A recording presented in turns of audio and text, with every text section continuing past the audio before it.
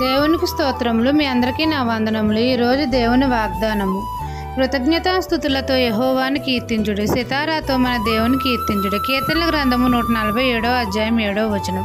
మహాపరిశుద్ధుడైన మన తండ్రి అయిన యెహోవా మన ప్రభువు గొప్పవాడు, అధిక శక్తి గలవాడు, జ్ఞానమునకు మితి లేనివాడు గనుక మన ప్రభువుకు కృతజ్ఞతాస్తుతులతో కీర్తించాలి. సితారాతో మన దేవుణ్ణి కీర్తించాలి, గణపరచాలి. మన ప్రభువు దీనులను లేవనెత్తుతాడు, గుండె చెదిరిన వారిని బాగు చేస్తాడు, భూమి కొరకు వర్షము సిద్ధపరుస్తున్నాడు. మన ప్రభువు అనుదినము పశువులకు, అరచిపిల్ల కాకులకు ఆహారం ఇచ్చుచున్నాడు. మనమందరము దేవుని యందు భయభక్తులు కలిగి జీవిస్తే, దేవుని కృప కొరకు కనిపెట్టుకుని ఉంటే యెహోవా మన యందు ఆనందించుచున్నాడు. దేవుడు చేసిన మేలును బట్టి మనమందరము కృతజ్ఞతాస్తుతులతో యెహోవాకు కీర్తించాలి, స్తుతించాలి.